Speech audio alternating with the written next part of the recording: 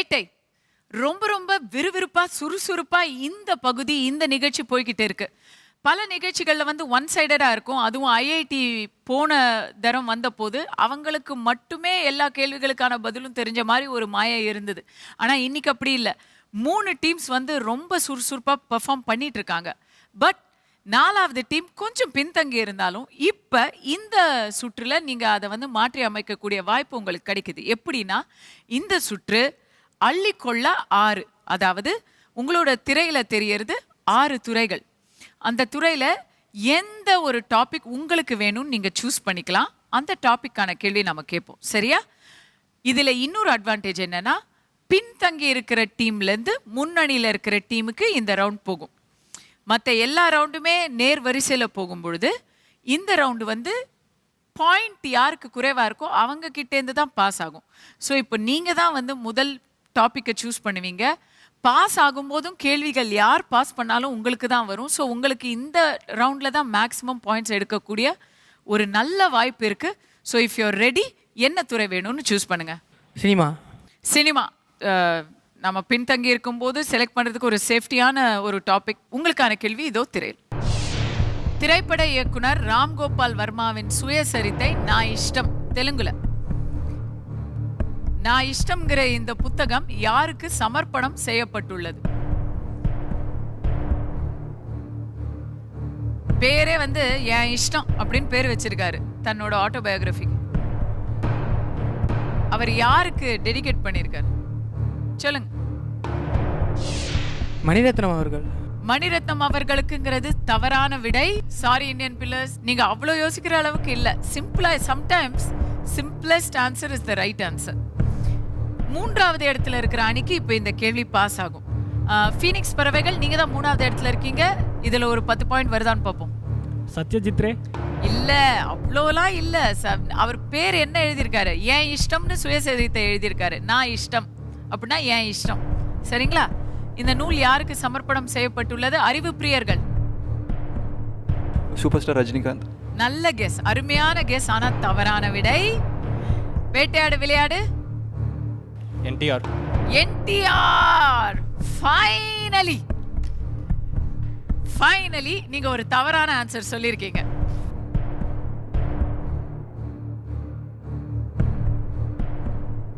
இவ்வளவு சுத்தி வரும்போது யாராவது கொஞ்சம் கிண்டலாவது நக்கலாவது தனக்கு தானே இப்ப சொல்றீங்களே. ரொம்ப ஈஸியான ஒரு விஷயம், சினிமால ஜாலியா சொல்லியிருக்கலாம். நீங்க அவருக்கே தனக்கே டெடிகேட் பண்ண ஒரு நல்ல ஒரு புத்தகம். ஃபீனிக்ஸ் பறவைகள், இன்னும் நீங்க 3வது இடத்துல தான் இருக்கீங்க. அதனால அடுத்த கேள்வி உங்களுக்கு எந்த துறை வேணும்? சுற்றுச்சூழல். சுற்றுச்சூழலா? நீங்க இலக்கியம் எடுப்பீங்கன்னு நான் எதிர்பார்த்தனே. இலக்கியம் ரொம்ப டஃப் மேம். அப்படியா? என்னங்க இலக்கியம் படிக்கிறீங்க?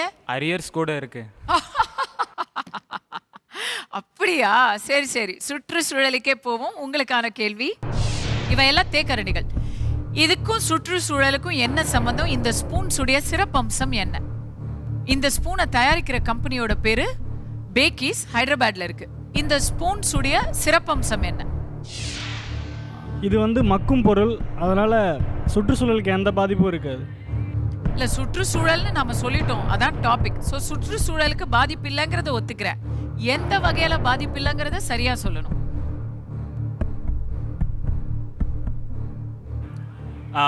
மண்ணில் புதைப்பட்டா அதனால மக்காது. இல்லை, I am going to have to pass this question. கொஞ்சம் எல்லா கொஸ்டின்ஸுமே கொஞ்சம் லேட்டரலாக யோசிங்க. இந்தியன் பில்லர்ஸ், மீண்டும் உங்களுக்கு ஒரு வாய்ப்பு. ஒரு நல்ல கிரியேட்டிவான ஆன்சர் சொல்லுங்க. சாதாரணமாக தேக்கன்னா மரத்தெல்லாம் செய்வாங்க. இது மரம் இல்லாம வேற ஏதாவது எதுல செய்யறாங்க? அதனால என்ன விஷயம் என்னன்னு சொல்லுங்க. எதுல செய்யறாங்கன்றதே இல்ல. இதுனா இந்த ஸ்பூன்ல ஒரு ஸ்பெஷாலிட்டி இருக்கு. அது என்ன? மணல்ல செய்யறது. மணல்ல செய்யறது இல்லை. அறிவு பிரியர்கள், என்ன சிறப்பம்சம்? Recycled materials. எல்லாருமே அது என்ன? இல்ல ரீசைக்கிள் மெட்டீரியல்.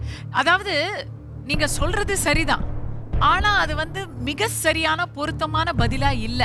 அதனால I can't give it to you. IIT, do you have a creative answer? நாங்க கொஞ்சம் டிஃபரெண்டா யோசிக்கிறீங்க. என்ன சொல்றீங்க? இந்த ஸ்பூன்ல சாப்பாடு மட்டும் இல்லாம ஸ்பூனையும் சாப்பிட்டுக்கலாம் சேர்த்து. இல்ல, நிஜமாவே டிஃபரெண்டா தான் யோசிச்சிட்டீங்க. இது டூ மச். சரியான விடை.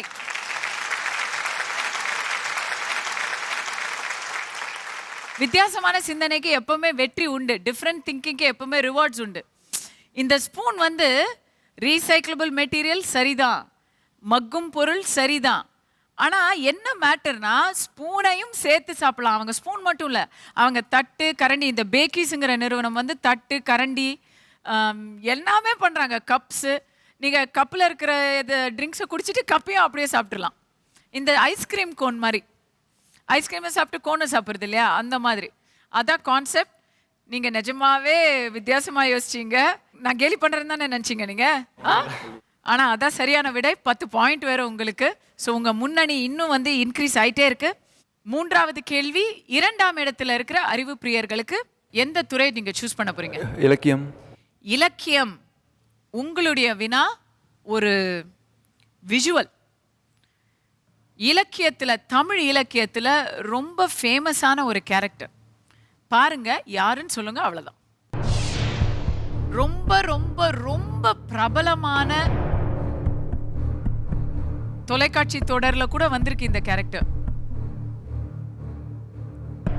இல்லையா? இல்லை. கேள்வி தெனாலிராமன். தெனாலிராமன் இல்லவே இல்லை. தெனாலிராமன் தமிழும் இல்லை. Indian pillars. அந்த கேரக்டர் பேர் சாம்பு, அதை உருவாக்குனர் பேர் மகாதேவன். தேவன் எழுதிய துப்பறியும் சாம்பு. டிடெக்டிவ் சாம்பு. சாம்பு, டிடெக்டிவ் சாம்பு. நீங்க சாம்புன்னு சொன்னாலே ஐ கேன் அக்செப்ட். பட் துப்பறியும் சாம்புங்கிறது தான் சரியான. அந்த அந்த புத்தகத்துக்கு பேரே, அவருடைய அட்வென்ச்சர்ஸுக்கு பேரே வந்து துப்பறியும் சாம்பு தான். தமிழ் தொலைக்காட்சியில் வந்து காத்தாடி ராமமூர்த்தி ரொம்ப அழகா நடிச்சிருப்பாரு. பார்த்துருக்கீங்களா? பார்த்ததில்ல. பட் துப்பறியும் சாம்பு படிச்சிருக்கீங்களா? படிங்க. அப்படி படிச்சது இல்லைன்னா கண்டிப்பா படிங்க. 10th லெசன் இருக்கும். டிடெக்டிவ் சாம்பு இன் லண்டன் அப்படின்னு. அப்படியா? Very good. Detective Sambu in London. Very good, very good. So ஸ்கூலுக்கு கவனமா போயிருக்கிறீங்க. அதனால இன்னைக்கு உங்களுக்கு 10 பாயிண்ட் சொலையா கிடைச்சது. Very good. ஐஐடி உங்களுடைய முறை. எந்த டாபிக் உங்களுக்கு வேணும்? கல்வி. பின்றீங்களே தம்பி, தமிழ்ல பேசுறீங்களே. கல்வி, எஜுகேஷன். இது உங்களுக்கு ரொம்ப ஈஸியா இருக்க போகுது. It's a visual clue. You just have to identify the visual. முடிஞ்சா கொஞ்சம் பெரிய ஆன்சராகவே கொடுங்க. உங்களுக்கு கண்டிப்பா தெரியும்னு எனக்கு நம்பிக்கை இருக்கு.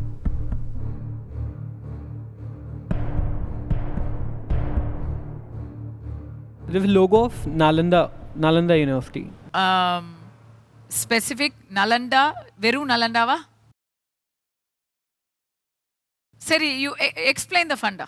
This is basically they are going to revamp it, and this is the logo of the new project which is being headed by Amartya Sen. இதுக்கு மேல எதுவுமே நான் வந்து எதிர்பார்க்கவும் முடியாது. மிக சரியான விடை.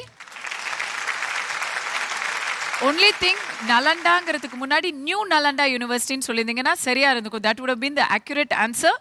அமர்த்தியா சென் தலைமையில் Nalanda university, they want to bring it back to its original heights of international glory and all that. அவங்களுக்கு ஹைட்ஸ் வருதோ இல்லையோ, இங்கே ஐஐடி வந்து ஹைட் மேலே ஹைட் ஸ்கேல் பண்ணிகிட்டே இருக்காங்க. எல்லாரும் கஷ்டப்பட்டு பதில் சொல்லும்போது அவங்க ரொம்ப ஈஸியாக அனாயசமாக பதில் சொல்லிடுறாங்க.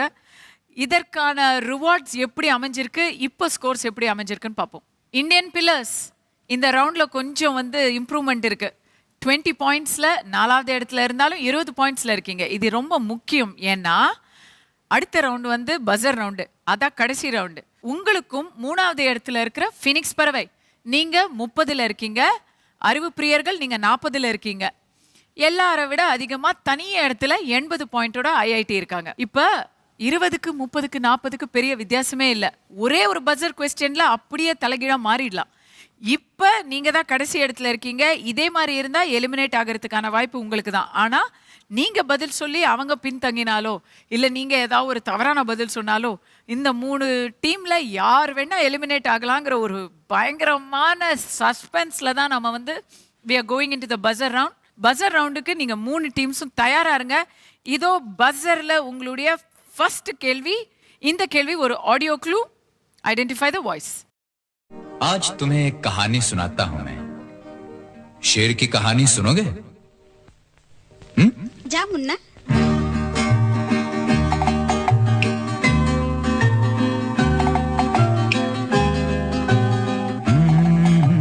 मेरे पास आओ मेरे दोस्तों एक किस्सा सुनो मेरे पास आओ मेरे दोस्तों एक किस्सा सुनो कई साल पहले की ये बात है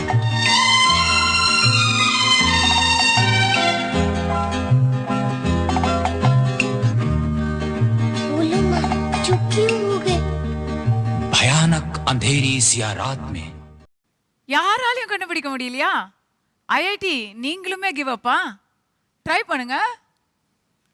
பிரதீக் ரொம்ப எதிர்பார்த்தேன் நான். நீங்க தான் சொல்லணும் நியாயமா பார்த்தா. இல்ல யாருமே வந்து நெகட்டிவ் பாயிண்ட்ஸ்க்கான ரிஸ்க் எடுக்க விரும்பல. நீங்க எடுக்கலாமே, ஒன்றும் பிரச்சனை இல்லையே. சரி, இப்போ யாருக்கும் நெகட்டிவ் பாயிண்ட்ஸ் கிடையாது. Any guesses? Life insurance. இல்ல யார் குரல்? யாருடைய குரல்? கிஷோர்குமார். நீங்க நம்ப மாட்டீங்க, முதலா பாட ஆரம்பிச்ச போது this is the voice of Amitabh Bachchan. Movie நட்வர்ல அல்ல, அவர் முதல்ல பாடின போது ஒரு இளமையான அமிதாப் குரல். நினைச்சிங்க, சொல்லல, அதானே? பரவாயில்ல, இன்னும் 4 கேள்வி இருக்கு. பஜர்ல தயாரா இருங்க. உங்களுடைய இரண்டாவது கேள்வி, ஹைதராபாத்தில் உள்ள புகழ்பெற்ற ஹுசைன் சாகர் ஏரியில் யாருடைய முழு உருவ சிலையை காணலாம்? வேட்டையாடு விளையாடு. Gautam Buddha. கௌதம புத்தா மிக சரியான விடை. மூணாவது கேள்வி பஸர்ல. வாங்க இந்தியன் பில்லர்ஸ், எலிமினேஷனை நீங்க வந்து அவாய்ட் பண்ணியே ஆகணும். ஏதாவது ஒரு கேள்வி நீங்க கண்டிப்பா டேக்கிள் பண்ணி ஆகணும். அடுத்த கேள்வி, இதுவும் ஒரு விஷுவல் க்ளூ. விஷுவலை பார்த்து லோகோவை ஐடென்டிஃபை பண்ணுங்க. ரொம்ப சிம்பிளான லோகோ. போன வருடம் நிறைய செய்தியில இருந்தது.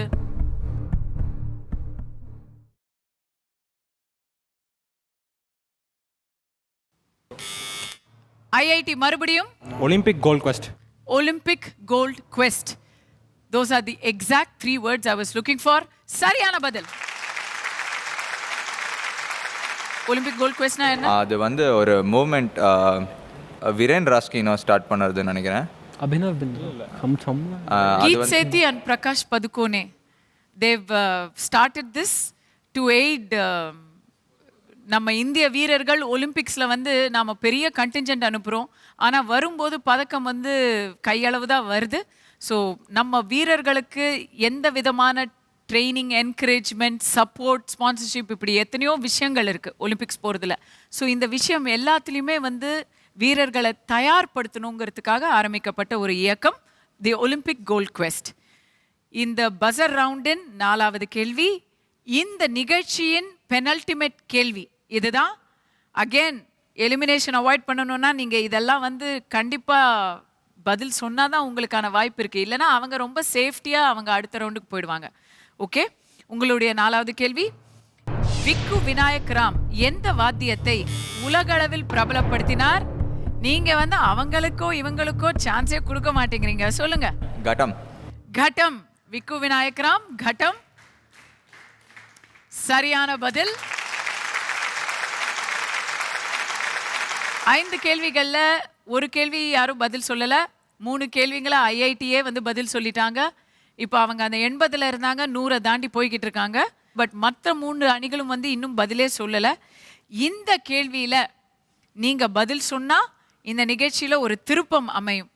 இல்லை நீங்க பதில் சொல்லலைன்னா எப்பவும் போல அவங்க ஜெயிப்பாங்க, நீங்க வந்து எலிமினேட் ஆயிருவீங்க. ஸோ இதுல நீங்க பதில் சொல்ல முயற்சி பண்ணுங்க, சரிங்களா? ஒரு விஷுவல் க்ளூ, விஷுவலை பாருங்க, யாருன்னு சொல்லுங்க.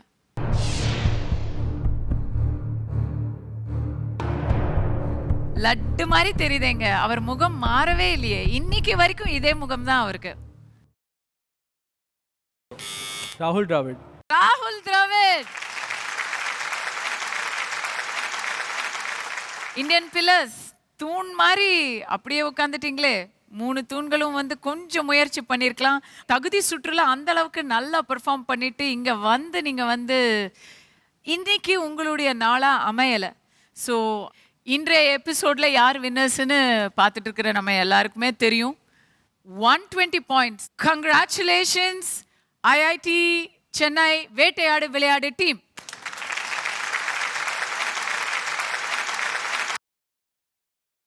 கவின், ஜெயதேவ், பிரதீக், எனக்கு என்னவோ பயமா இருக்கு. அடுத்த தரம் பிரதீக் நிஜமாவே தமிழ்ல வேற பதில் சொல்லுவாருன்னு நான் ரொம்பவே பயப்படுறேன்.